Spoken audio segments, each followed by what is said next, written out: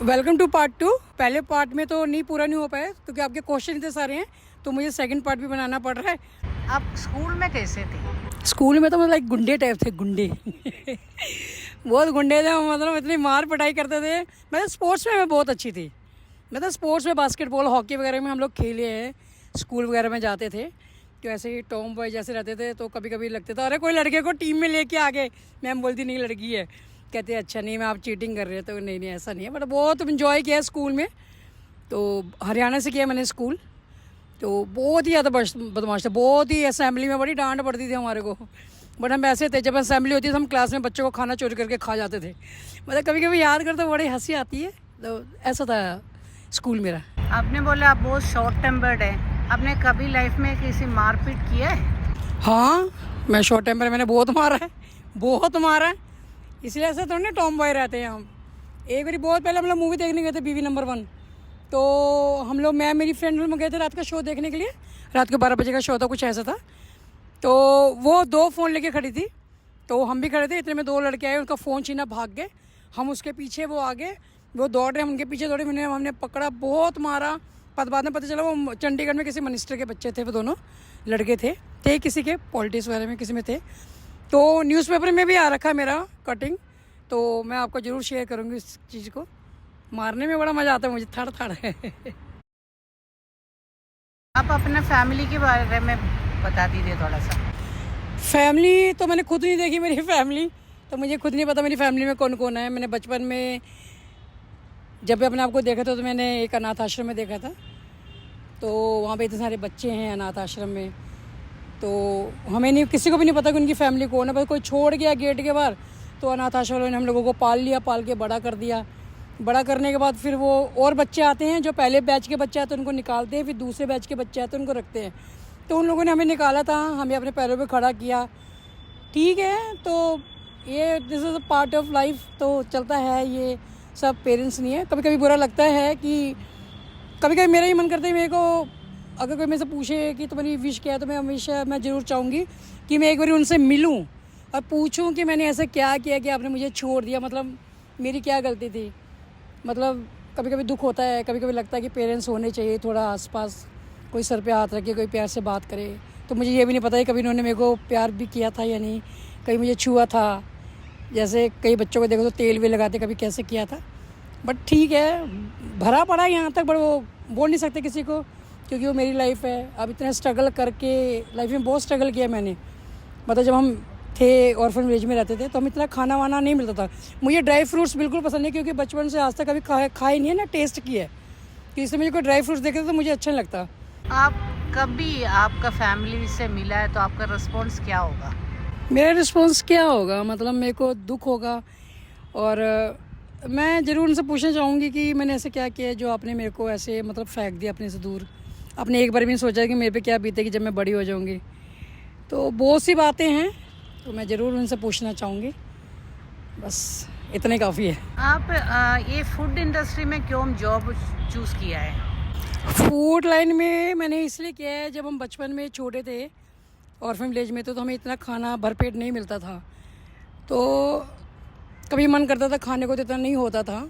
अगर किसी ने जूठा छोड़ दिया तो मैंने खाया बहुत बार ऐसे खाना।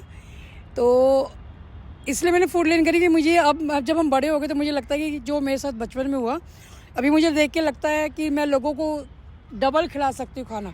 बचपन में मैं नहीं खाती थी, बट अब मैंने इतना स्ट्रॉन्ग कर दिया भगवान ने, अब मैं लोगों को खाना खिला सकती हूँ अपने दम पे। तो इसलिए मैंने फूड लाइन चूज़ करी है, क्योंकि मुझे पता है फूड की कीमत क्या होती है। आप गॉड में बिलीव करते हैं? हाँ, बहुत ज़्यादा। मैं हर साल होली पे शिरडी जाती हूँ। तो मैं साईं बाबा बहुत मैं मानती हूँ उनको, और मैं महादेव को भी आजकल मानने लगी हूँ।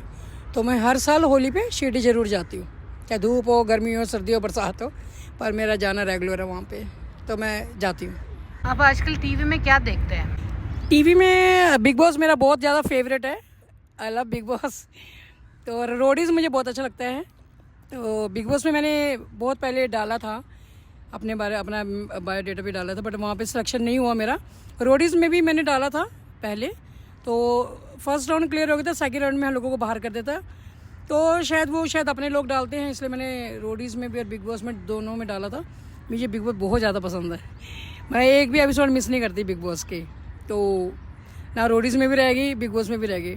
शायद लक साथ नहीं देता कभी कभी, कोई बात नहीं, मैं गिव अप नहीं मारती कभी भी, चाहे वो कुछ भी हो। दोबारा डालूंगी, नहीं होगा फिर दोबारा डालूंगी, नहीं होगा तो चलती रहती लाइफ ऐसे।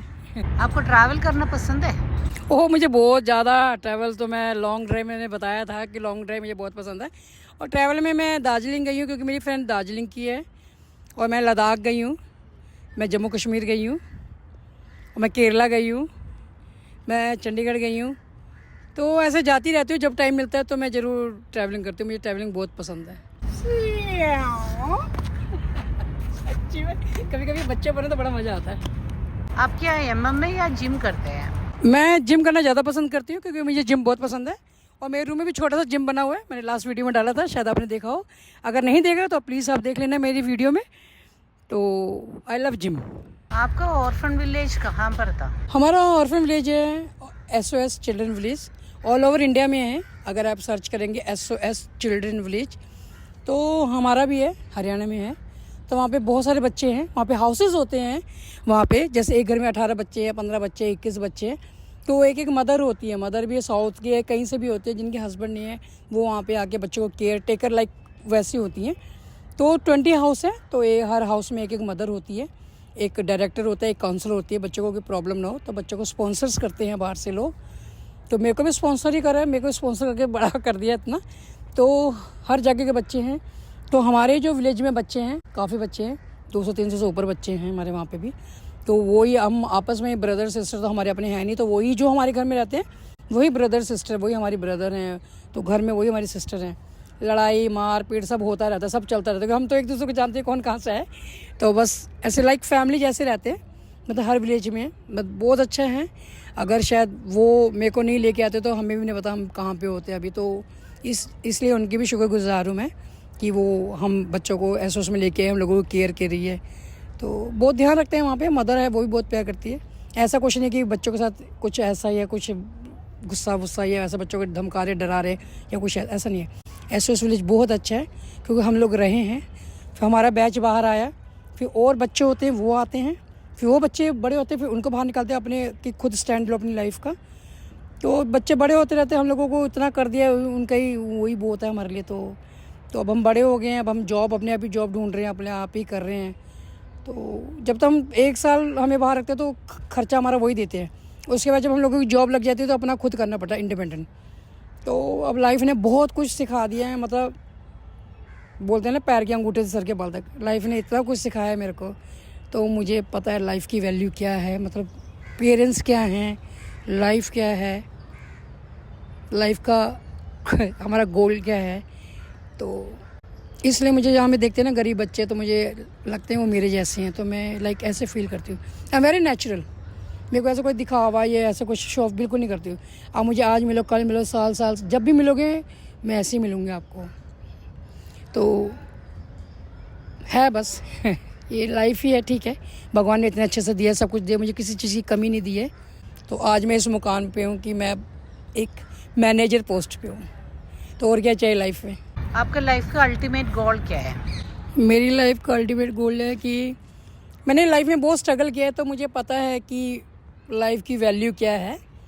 तो मैं हमेशा, मेरा एक ड्रीम रहा है कि अभी तो मैं जब तक इसी NGO से जुड़ी हूँ मैं थोड़ा पैसा इकट्ठा कर लूँ, और लाइफ में अगर मुझे मौका मिला तो मैं एक ओल्ड एज होम खोलना चाहूँगी। तो मैं आजकल देखती हूँ पेरेंट्स को, मतलब जिनके हैं उनको वैल्यू नहीं, जिनके नहीं है तो उनसे पूछो कितनी वैल्यू है पेरेंट्स की आपकी लाइफ में।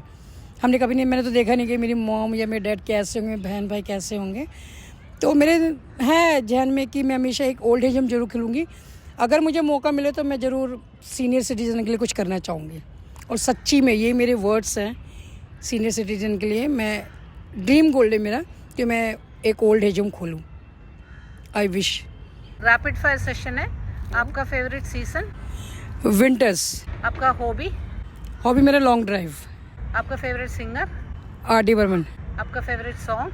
मेरा फेवरेट सॉन्ग तो बहुत सारे हैं, बट मुसाफिर हूँ यारो, ना घर है ना ठिकाना, मुझे चलते जाना है, बस चलते जाना। मुझे बहुत अच्छा लगा आप लोगों ने मेरे से क्वेश्चन पूछे, तो मैंने भी दिल से ही उनका आंसर किया है।